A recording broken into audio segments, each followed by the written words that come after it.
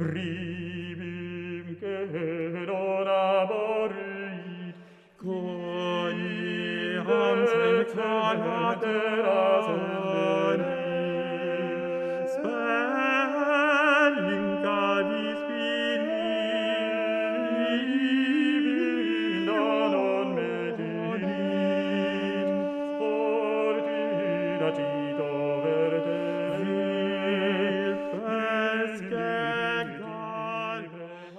Welcome to Chapter 2, Episode 2, Dante in a Dark Wood. Last time we analyzed the architectural motet Ave Regina Caelorum by Marchetto of Padua and how it correlates to the beautiful frescoes in Scrovegni Chapel by the great visual artist Giotto. Now we're going to continue our look at the emergence of a new art, Ars Nova, this episode, through the lens of a fascinating work called the Roman de Fauvel, which is a biting satire of corruption in 14th century French society. And we'd like to help you examine that work in contrast to a masterpiece of world literature, Dante's Divine Comedy. Dante Alighieri was born around 1265 in Florence, Italy, and his Divine Comedy is a masterpiece of world literature. To begin our discussion of Dante, let's first hear from Professor Dorsey Armstrong. Dante Alighieri, from Florence, Italy, is considered perhaps the greatest poet in the Italian tradition. In fact, sometimes he's referred to as il poeta, because there's just one. You don't need to define which poet you're talking about. It's Dante. And he lives at the end of the 13th and into the beginning of the 14th century. And what's important about Dante is that he wrote in his treatise De Monarchia about the fact that the secular life and its pleasures were not necessarily evil, and that you could have a good, meaningful life while alive on earth. But also the realm of heaven and God was not then forbidden to you if you'd had a good secular life. It was still possible to do good things and go to heaven. And so he's talking a little bit about what seems like a separation of church and state. He also is incredibly important for the fact that when he wrote his Divine Comedy, he chose to write in the vernacular. So at this time, before the 14th century, if you were writing a text and you wanted to make sure that it would be remembered forever and the greatest number of people would read it, you would make sure to write it in Latin. And indeed, Dante did write in Latin. But when he chose to write his Divine Comedy, he picked the vernacular language of Tuscany. And if you know anything about Italy, not only was it originally a group of city-states that all saw themselves as independent, it is to this day marked by tons of different dialects, some of which seem incomprehensible to the people who are living just over one hill, to the people who are living across this river over here. And Dante's poetry was so beautiful that when Italy had to decide, what is Italian? It was Dante's Italian that was selected as true Italian. And in fact, I have friends who come from Italian immigrant families who came from other parts of Italy that aren't Florence, and they speak a dialect of Italian that is not Florentine Italian. And even though these friends of mine are native speakers of Italian, they've actually gone to take Italian classes here in the States because they know that their dialect is different from what's considered sort of standard Italian. So Dante is important for setting the standard about the vernacular. And in his Divine Comedy, he is making the point that it is important to look back to classical antiquity for lessons about art, living a good life, which is the reason that he has the figure of Virgil leading him as he travels through purgatory, hell, and then eventually when he gets to heaven, Beatrice becomes his guide. But because he's focused on the classical world and classical themes, he selects Virgil as his guide for these first two sections of the Divine Comedy.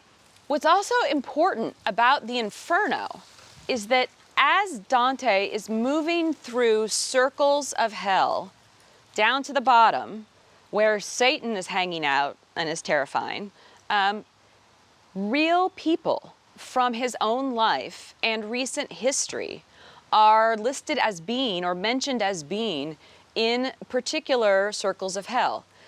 What's interesting is that when Dante comments upon political, social, and religious issues in his own day, he does not shy away from what's happening in the immediate present when he was composing the text. For example, down in the 8th circle of hell, he has Pope Boniface VIII, and he doesn't try and make it anonymous or a secret. It's quite clear. He's putting Pope Boniface VIII down there.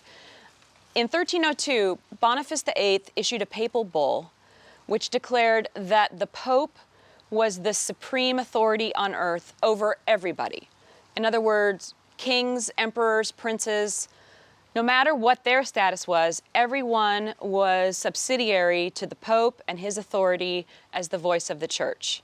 And Dante saw this as the church trying to claim too much power, and so put him down there in the 8th circle of hell as a commentary on what happens if you try and claim too much power in this life. Nel mezzo del cammin di nostra vita, mi ritrovai per una selva oscura, che la dritta via era smarrita. These words begin Dante's Divine Comedy, a profound literary masterpiece and a treasure of humankind's cultural heritage. And they begin the telling of an epic story of encyclopedic proportions. Dante's journey, set in the year 1300, into the depths of hell, up the mountain of purgatory, and finally upwards through the cosmos into the realms of paradise. Dante wrote all 100 cantos of the epic, importantly in the vernacular of his native Tuscan, between 1308 and 1320, finishing the masterpiece the year before his death in 1321. His political ambitions in his native Florence were cut short in the year 1301, when he was exiled from the city.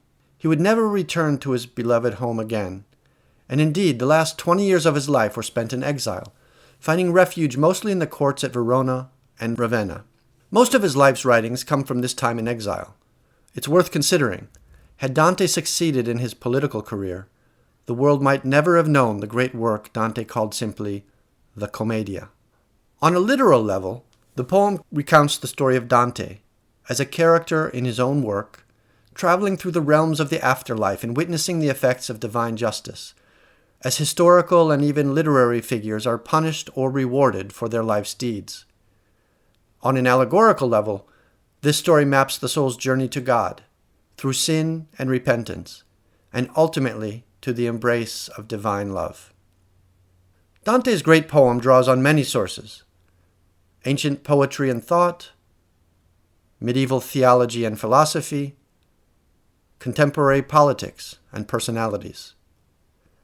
Troubadour poetry of Provence influenced the 13th century poets, including Dante, of Italy's dolce stil novo, or sweet new style, especially with the sensuous detail of earthly existence and the problem of how to reconcile physical passion with divine love in poetry. Dante's poem also embodies, in so many ways, other crises of the first quarter of the 14th century. His personal crisis of exile, a crisis of the church, as the papacy moved to Avignon, creating a century-long succession struggle within the church, and the perception that the church's wealth was corrupt and not in the service of God, but of the French kings. The political crises of the Italian peninsula, as republics, kingdoms, duchies, the papacy, and all manner of factions vied for power. And a crisis of belief, as medieval theology comes up against increasing access to ancient writings. As the great scholar Erich Auerbach notes, in both Dante and the contemporary painter Giotto, we find an almost classical sense of rhythmical structure, blended with a vision of the sensuous particulars of the world. Each of the canticles of the Divine Comedy, the Inferno, the Purgatorio, and the Paradiso, ends with the word stelle, stars, and also with a vision of the stars that reminds us to hold on to hope in dark times. Out of the dark wood, the stars beckon us, with hope, to seek out l'amor che move il sole e l'altre stelle, the love that moves the sun and the other stars. Of course, Dante's Commedia cannot be summarized. You must take the journey yourself. And the poem rewards a lifetime of reading with lungo studio and grande amore, with long study and great love. Ideally, choose a bilingual version of the poem, or find recordings of the Italian so you can enjoy the music of Dante's original Tuscan. Please see our program booklet, linked in the comments below, for print and digital resources to explore Dante and the Divine Comedy further. In this episode, we introduce Dante's work to help set the stage for an important work in the musical history of the 14th century. In 1310, during the period of exile when Dante was writing the Divine Comedy, a clerk in the French royal chancellery in Paris named Gervais du Bus produced an allegorical verse romance of satirical bent called the Roman de Fauvel. In 1316, a greatly expanded version was produced by Chaillot de Pastin in a beautiful manuscript now preserved in Paris at the National Library of France. This manuscript is a wonderful work of art, decorated with charming illustrations and containing 169 pieces of music, some linked to the great composer Philippe de Vitry. Using integrated works of poetry, illustration, and song, the multimedia manuscript marks the beginning of a period in European music known as the Ars Nova, which will last until the death of Guillaume de Machaut in 1377. The allegorical satire focuses on the antics of an ambitious and foolish horse named Fauvel, a name rich with symbolism. Fauvel itself denotes a yellowish-brown, tawny color, associated in medieval times with vanity. The name can be broken down into the French faux vel, which means false veil, suggesting a thinly veiled falsehood. And finally, the name is an anagram in French for numerous vices: flatterie, avarice, vilenie, vérité, envie, and lâcheté. In poetry and images, this foolish horse satirized both the clergy and the court, and the work became enormously popular. Let's take a look at the musical elements of this work and how it begins the period of music known as Ars Nova. The Roman de Fauvel is a very long medieval allegorical poem written in 2 books coming from the tradition of Admonitio Regium, or Advice to Kings. It satirizes the French government in the 1310s, as well as the church and society generally. The second book also contains the premier collection of early 14th century polyphony. As such, it represents the beginning of the Ars Nova. Within this collection is a motet by Philippe de Vitry we call Tribum Quoniam Merito, which are the first words, respectively, of the triplum, duplum, and tenor vocal lines.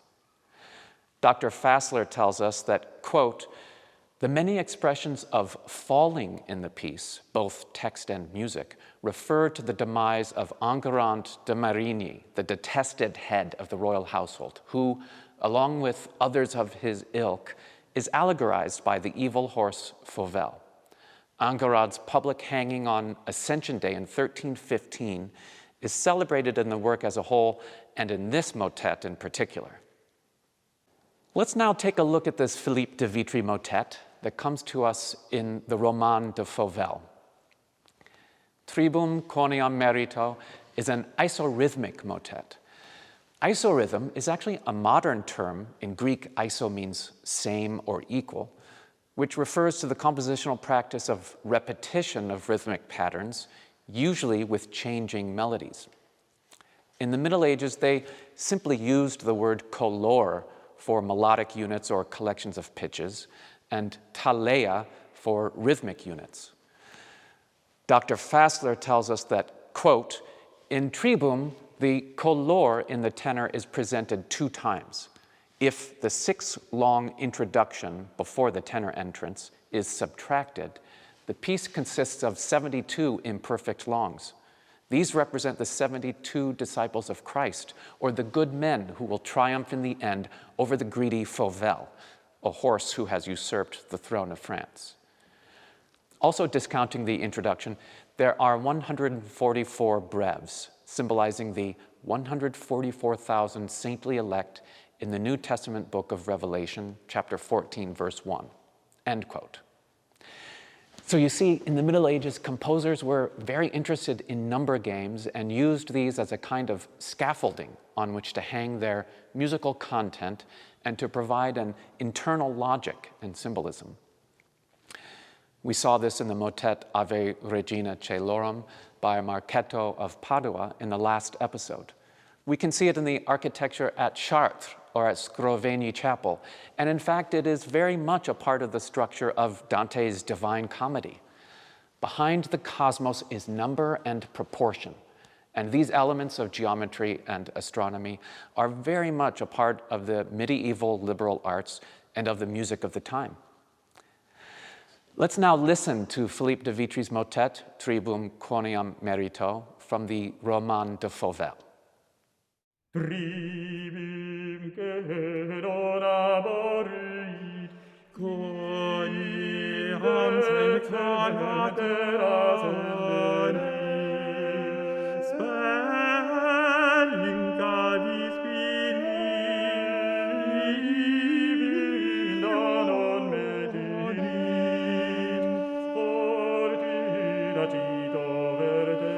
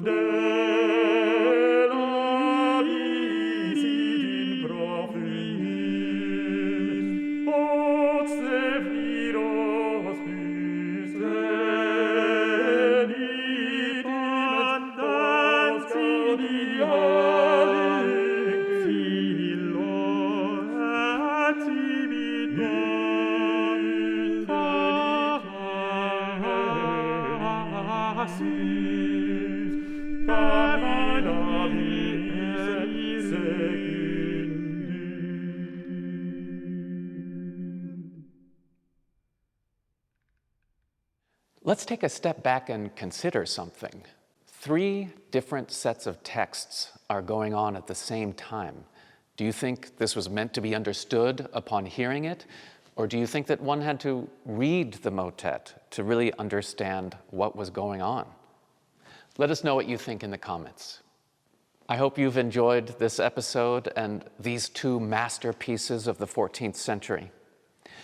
We've seen how the many crises of the 14th century also led to a crisis of faith in the church, in belief, in society.